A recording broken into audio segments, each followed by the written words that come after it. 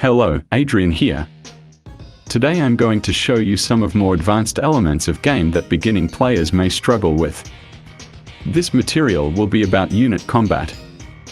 First of all, what is the situation when we want to attack several units with one target at the same time? We have two spaceships in the battle zone, each with a power of 700 points. On the opposite side is a battle station with a power of 1000 points. This card is in a horizontal position, which means we can attack it. Our first ship attacks and is destroyed. Now the opponent's battle station has 300 points of power until the end of the turn. It's very important to remember that the loss of power lasts until the end of the turn and then returns to the base value. So, since we weakened the opponent's station this turn, we attack with the second ship. We now have a battle of 700 points versus 300. Our ship wins the battle and by the end of the turn its power is 400. Now let's move on to the second example. Normally, units have a power number, but some of them have a plus next to the number. This symbol is a reminder to the player that this unit can somehow gain more power. The most common types are offensive and defensive. We have 3 drone cards in battle.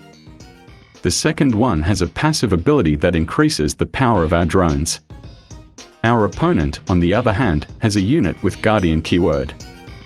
It allows to block attacks of our units. Let's move to action.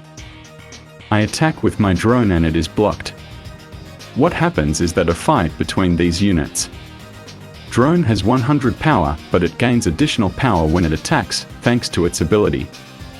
Let's also remember the passive skill of another drone. So our drone that attacks has a total of 550 power. However, the opponent, while blocking, also activates its defensive skill. Now the opponent's card has 600 power. In this battle, Rykurian squad wins, they only have 50 power left. I decide in this case to hit this unit with my third drone, which has a total of 200 power. However, the opponent uses an ability action card. This card allows to destroy a ground unit that has a power of 300 or less. We took heavy losses, but we have one drone on battle zone. Admittedly, it has only 50 power, but it is enough power to destroy the opponent's unit. The question that is probably coming to you now. It is if the action card mentioned earlier could be used against the stronger drone I had. The answer is yes and no. I already explained. If the action card was used before the drone attacked, then yes. However, when drone attacked, then it had more than 300 power. Now I will show you another situation with environment cards. On one side we have a nanovirus area. This card makes the opponent's ground units lose 100 power. This effect is permanent. On the other side is the propaganda environment card. It would seem that there is little difference between the two cards. However, the propaganda card only gives power to Rykurians and only when these units are fighting, which means that they are not being strengthened permanently. Now a little brain test. Which of these units is not destroyed? Stop the video and think. Are you ready? The answer is Dropship survives because it is a space-owned unit, and Dralenid Queen survives because card has 250 power.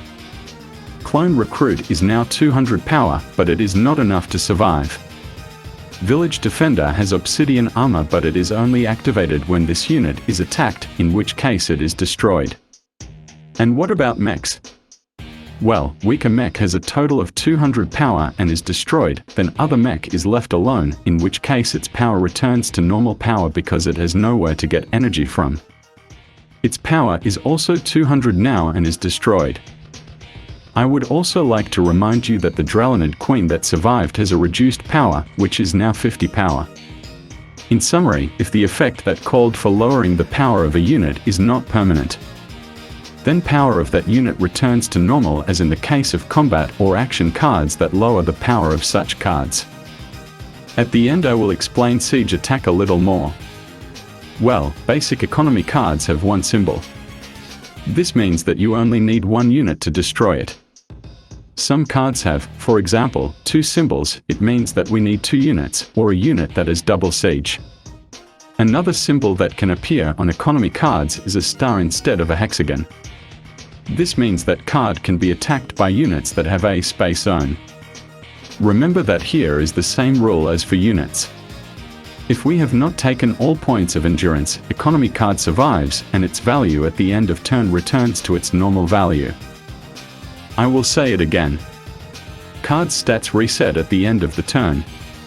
Only an effect like team or equipment cards like Battle Suit increase them permanently. Also remember that in a situation where a unit somehow has 0 power, it is automatically destroyed. I tried to explain everything about complex battles. If you have a problem with something, then do not be afraid to ask a question in the comments under this video. Or go to the Discord group and ask questions. Best regards.